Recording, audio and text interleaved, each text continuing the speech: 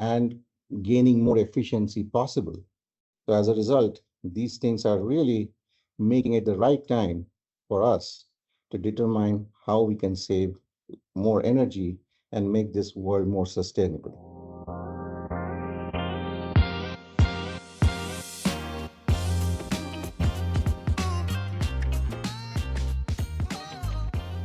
In this episode of Embedded Insiders, we're joined by Product Marketing Manager at Microchip, Pramit Nandy, to discuss the current trends and challenges surrounding energy-efficient motor control, specifically the shift between various motor types, control algorithms, and of course, the importance of SiC and GaN. Next, Ken is back with another installment of In Case You Missed It, Embedded Insights, but first, Ken and I are discussing the recent Rust Embedded Community Roundtable featuring companies like Ferrous Systems, AdaCore, Trust and Soft, Lynx Software, and Bloxide, with the ever-present question of, will Rust replace C? Check out the full discussion in the description of this podcast.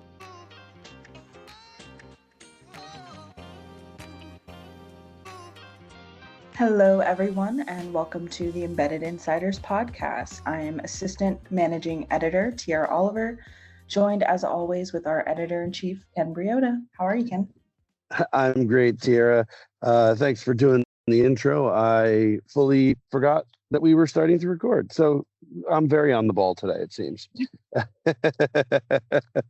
What are we talking about today? What's new and exciting? Actually, an article or a roundtable Q&A, whatever you want to call it, that you did came across my desk, and I had the chance to read it yesterday. And it's something that always garners a lot of buzz, I guess, or a lot of downloads or whatever you want to call it. But it's about Rust, the programming language, and of course C, but I feel like Rust is always the buzzword here. And I feel like we also don't get to talk about programming languages a lot on the podcast or. Well, it was an interesting little project. So we sent out a sort of a call for answers, a little challenge. It was a question. I just simply asked, do people in the industry think that Rust will replace C as the sort of dominant programming language? And as every time you set up one of these binary questions, the answer was like, not really, but it's also growing and big. So like the answer is always somewhere in the middle. It's never a strict black and white. But man, some of the comments and the answers were really, really interesting. I thought that some of the insights and the directions that the folks who sent in responses are predicting for Rust was really very cool and a good sign for Rust really continuing to grow in importance. Yeah, and I thought it was interesting because I feel like every once in a while this Rust replacing C idea comes up, but I feel like the answers that people have are always new and refreshing, ironically, at least to me. And I pulled out a few interesting ideas or aspects that a few of the people that participated in the Q&A mentioned, and of course a lot of them we've heard before, like C is for legacy systems and Rust is for the new innovative AI, and Rust will take over, but it's mostly like a timeline sort of thing. And then there's always the idea of balance, like there's got to be a balance between the two because they're both still widely important. But one that I was interested in was affordability, which I have to find, but I never thought of that idea when it came to programming languages. What about you? Yeah, it's an interesting angle to look at because, of course, the more complex the language, the harder it is to code in, the more it costs to load up. And obviously, a lot of times the more capability it has, but a lighter weight language can really be in at scale a cost saving measure. And that was an interesting take. Well, I think this is something I definitely want to follow up on with the podcast, and maybe we'll be able to hear from some of these individuals themselves on the podcast. But I just wanted to set the scene and let everyone know to definitely go check this out. There's so much good information from so many different people in different parts of the industry. So it'll be in the description link. And yeah, let's get Yeah, on it. absolutely. For sure. Give it a read, folks. And if you have a strong opinion about whether or not Rust will replace C, send it to Tierra or me or whoever. Post it on LinkedIn and tag us. Love to hear what everybody has to think out there. In the meanwhile, don't forget to subscribe and feel free to call me out. Since the last time I wrote anything in code, I think it was probably in BASIC. So feel free to call me out while you're out there on the internet. I deserve it. Sounds good. Now, here's Pramit Nandy, Product Marketing Manager at Microchip. So, Pramit, today we're diving into an important topic that spans a wide range of industries, from home appliances to advanced robotics and, of course, automotive, and that's motor control. And motors account for nearly half of the world's energy consumption and over 80% of industrial settings. So I guess the big question today is, can we make motors smarter and more efficient and more sustainable? But before we get right into that, my first question for you is, can you just give us some background about yourself and your role at Microchip? Yeah, hi, Tara. I am Pramit Nandy, and I'm Product Marketing Manager in Microchip. And my business unit here focuses a lot on the motor control applications. And I have about 17 years of experience combined together as a control system engineer, analog IC designer, system architect for motor control products, and now as a marketing manager for motor control devices. So yeah, I've been with Microchip for a little over 4 years, and prior to that, I've worked in other companies on a similar roles. Today we're talking about energy efficient motor control. So I guess my first question is, why is there more urgency surrounding motors and reducing their global energy consumption? And why do you believe now is the right time to reimagine motor control? That's a very good start, I would say. So if you look at a report from Energy Information Administration, in 2024, within USA, we consumed about roughly 4.1 trillion kilowatt hour of energy. So, as you also said, that roughly half of the energy that we are consuming goes into motors. You can imagine 50% of that 4.1 trillion kilowatt hour goes into motors.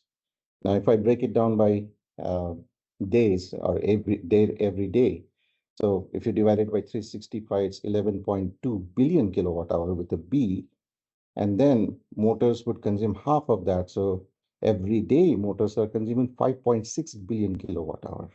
So now if you think about increasing the efficiency of motors even by 1%, that equates to saving 56 million kilowatt hour worth of energy every single day. So that kind of tells you the story that how critical it is to look at the energy consumption and why it is becoming so urgent on reducing the global energy consumption just by making changes to the motor control. So now that brings to the second question. I think your second question was, why do you think it's the right time to reimagine it? Well, there are few reasons, right? I mean, first things first is the technological advancements. So now we have much newer motors like BLDC motors, PMSM motors, as opposed to the traditional AC induction motors. So these are much more efficient compared to the traditional motors, and they use newer materials as well. So there are uh, even newer motors like switch reluctance and synchronous reluctance motors, which are finding several applications in the space which do not require other rare earth magnets. And that's making these kind of newer motors not only more efficient, but also more cost effective. The other thing is it's an era of IoT and artificial intelligence, right? So with the advancement in IoT and AI, we have now ability to analyze, monitor, and optimize motor performance in real time. So all of these things are making predictive maintenance and gaining more efficiency possible. So as a result, these things are really making it the right time for us to determine how we can save more energy and make this world more sustainable. And last but not least, of course, there's regulatory pressures and sustainability goals. So all governments, local governments are pushing towards attaining higher levels of efficiency. And in order to comply with that, all these technological advancements are definitely helping us achieve those goals. So speaking of these technical advancements, and I know you also mentioned affordability, is there any other factors driving this shift from, for example, AC induction motors to what you mentioned, the BLDC, PS, or PM, SM, and even IPM? And because there's so many different types of motors and so many different industries they're integrated into, how should engineers choose between them? Well, that's a very interesting follow-up question. So traditionally, we have been using AC induction motors. And of course, there's a shift now going to more efficient motors, as I previously mentioned, for that known reason of increasing efficiency. The newer motors like brushless DC motor, uh, permanent magnet synchronous motor or PMSMs, and you also talked about IPM or interior permanent magnet motors. Uh, these are not only just driven for high level of efficiency, but they are also smaller in size and weight, right? So they offer, of course, high efficiency because they have lower losses and can achieve high level of power densities in a given area. And then they also provide improved performance by giving better torque control, lower noise, and smoother operations. And of course, the material advancements like stronger magnets and improved materials inside the stator and the core is definitely helping them these devices becoming lighter and more efficient overall. Now, coming back to the second part of your question, which is about how engineers should choose between them.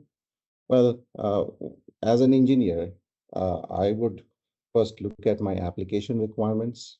I look at the torque, speed, and the complexity of that application. And then, of course, on the other side, I will also look at the costs, size, as well as availability of materials. For example, the rare earth materials or magnets are not going to be there forever. So we've got to look at alternate ways of doing it, right? So all those things will be taken into consideration based on the way at which we can select different motors, whether it's BLDC or PMSM and so on and so forth. So one thing is that AC induction motor, I'll give an example to you, right? How to choose between each motor. So AC induction motors or AC and IMs are a very good choice for continuous operation scenarios like fans and pumps. It's very rugged and very cost effective and handles the steady state loads very well. But when you need a little bit more efficiency, a little bit variable torque, uh, these are really good for BLDC motors. They are very solid choice on that and they are very compact, efficient, and can occasionally have a little bit of torque ripple, but at the same time, they offer a lot of flexibility and can be operated with sensored and sensorless trapezoidal control or even field-oriented control. Now, PMSM, for example, is another interesting motor, which is known for precision and smooth torque. So for applications like electric vehicles or robotics, PMSMs shine. And they are very efficient, like BLDC in some cases even more, and less noisy as well. And then you talked about IPM motors. So if you're really chasing top tier performance, like high-end electric vehicles, two-wheelers, electric two-wheelers, or industrial automation, IPMs are a really good choice. They are known for their high efficiency and very, very good torque control. But they tend to be a little bit more complex and a little bit more expensive. So again, taking all of these into consideration, you have to choose the right motor. Definitely. And you spoke a little bit about, or a lot about control and about torque.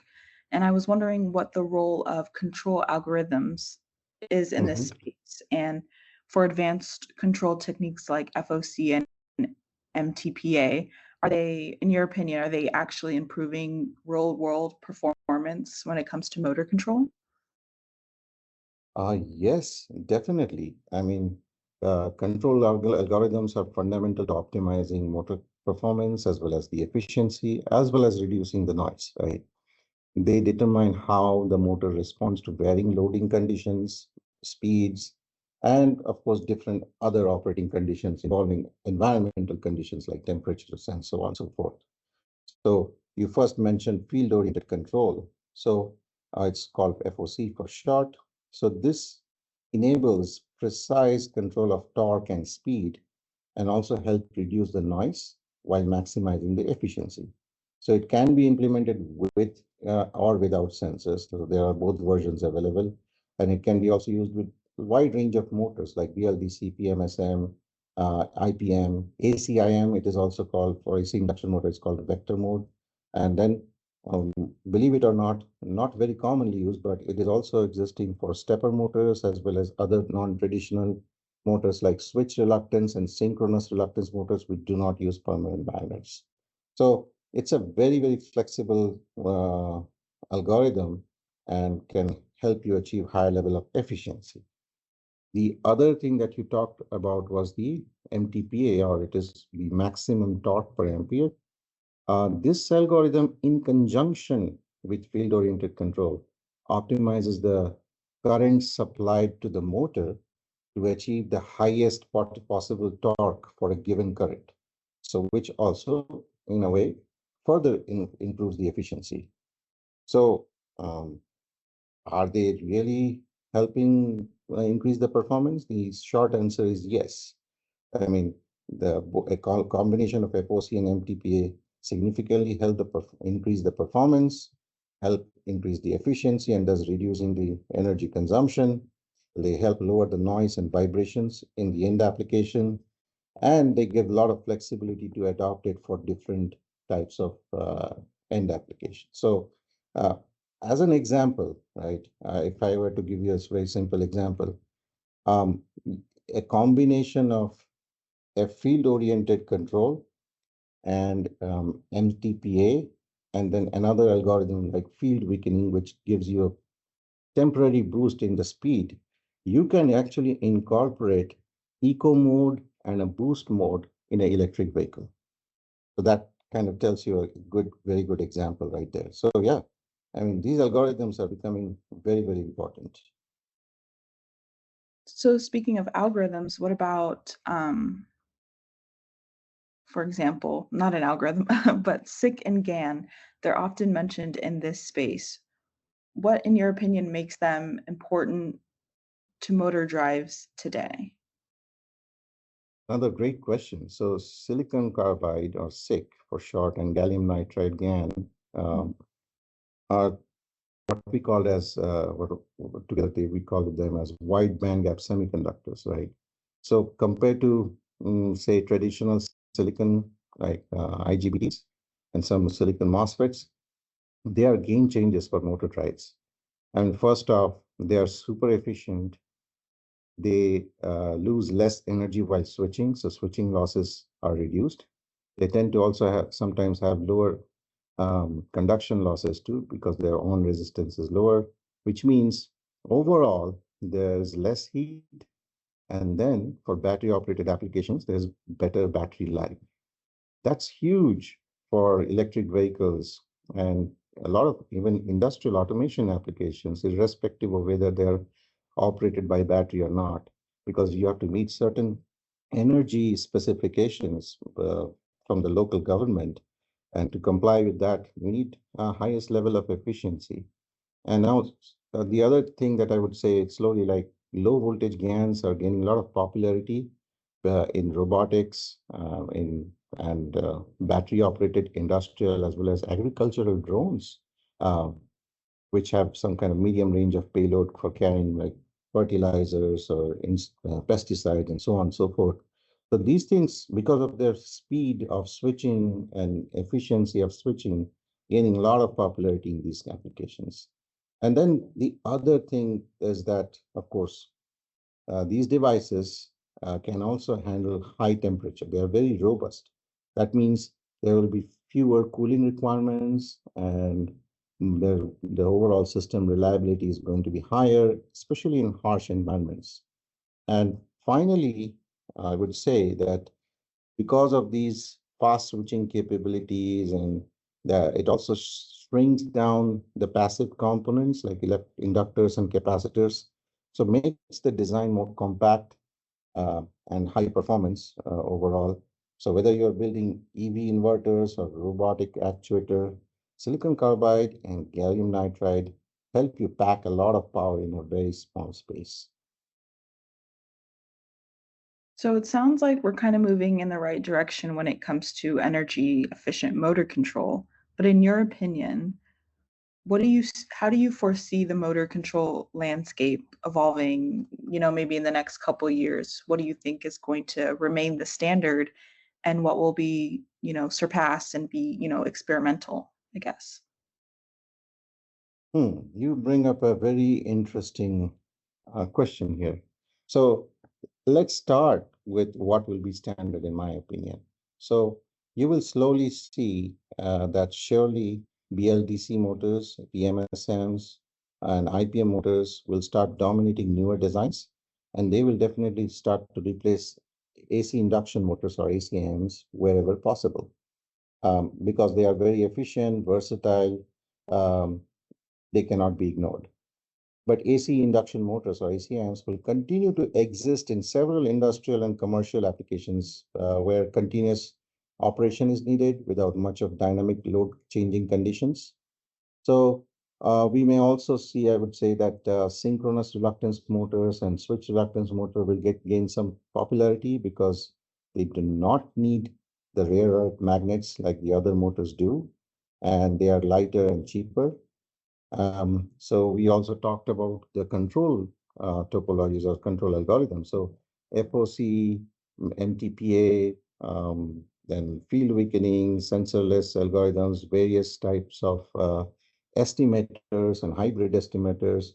All of these things will gain more and more popularity and will be baked into modern motor control stacks supported by powerful microcontrollers. And we won't probably stop there. So motors will deeply be integrated with IoT and AI, which we kind of talked about, where with predictive maintenance getting more and more popular to detect different types of faults and report them right away. So imagine motors that can self-diagnose and adjust performance based on the usage patterns. That would be huge, huge. And then if I think about the wideband gap that we just briefly touched upon, so silicon carbide and GaN powered drives will become very popular in EVs and industrial automation, and robotics is gaining a lot of um, attraction there. So it would be very, very exciting few years coming up. So now you also talked about something being experimental. So I think when we talk about experimental in motor control, we are pretty much going to look at the edge on innovation on the edge, pretty much. So one area which is going to be driven by AI will be adaptive control. Well, machine learning is becoming very much popular for fault detection and predictive maintenance, applying it directly to the real-time motor control. The algorithms, with the help of these tools, will learn and adjust torque, speed, efficiency, pretty much on the fly. So right now it is still in its infancy, but definitely we will see something more along those lines. Then in another frontier I would like to bring up is neuromorphic computing of motor control. So this is basically a brain-inspired chips that could enable ultra-fast, low-power decision-making, which would be ideal for autonomous drones and robotics. But right now, they are more on the research labs level. When it comes to real life, I think it will take some more time. And then last but not least, I think I'll probably bring up about quantum-inspired optimization algorithms. These aren't quite quantum computers per se, but they will borrow principles to solve complex control algorithms. And then this will pretty much supercharge the multi-variable motor control systems, which is still very experimental in my opinion, and but is very, very promising. So it's going to be it's a very, very thrilling time to be in motor control right now. Yes, it sounds like there's definitely some interesting and possible innovations coming to the space. I mean, those are all the questions that I have for you, Pramit, but as always, is there anything that I might have missed or anything else you'd like to add? No, I think it was a great conversation, and I love motor control, and I'm very passionate about it. And thank you for bringing this opportunity. Definitely. Thank you for joining, of course, and I hope to have you back soon. Thank you. Now, here's Editor-in-Chief Ken Briota with In Case You Missed It, Embedded Insights.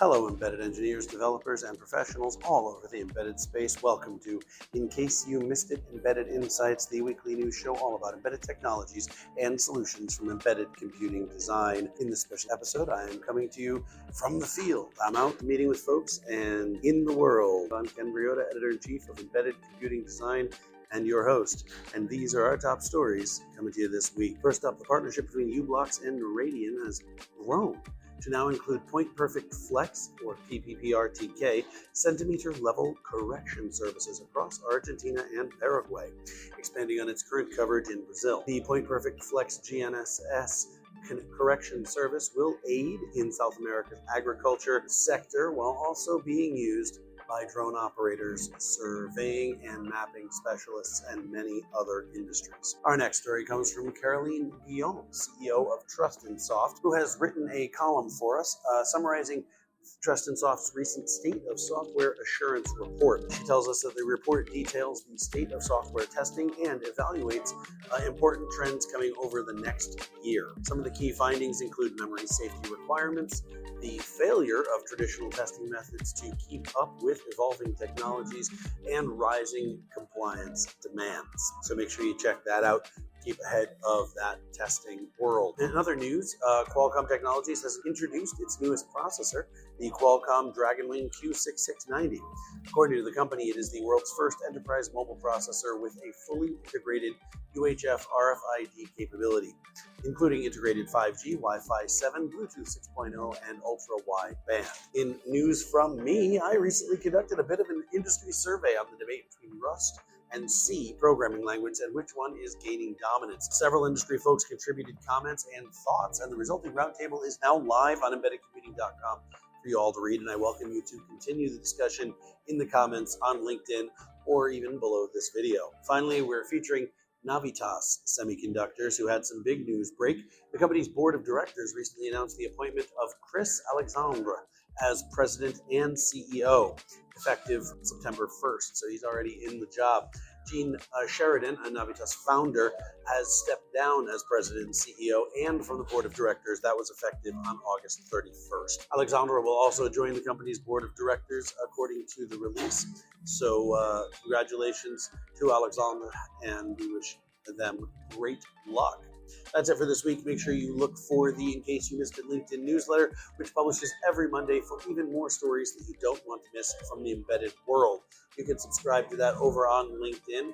And while you're at it, make sure you subscribe to us here on YouTube so you don't miss any of our shows. Hit that little bell so you get notifications whenever we're putting up a new video. Visit embeddedcomputing.com for all the news that you need in the embedded computing space. We've got new stories coming out all of every day, several per day. Follow us on LinkedIn and all across the web, and please reach out if you'd like to advertise on In Case You Missed It or any of our many other channels or episodes or shows. That's our show for now. Make sure you never miss an episode of In Case You Missed It, Embedded Insights, and I will catch you next week. Have a great weekend, friends. Thanks for listening to this edition of Embedded Insiders. For more daily news, videos, and podcasts, visit our website at embeddedcomputing.com.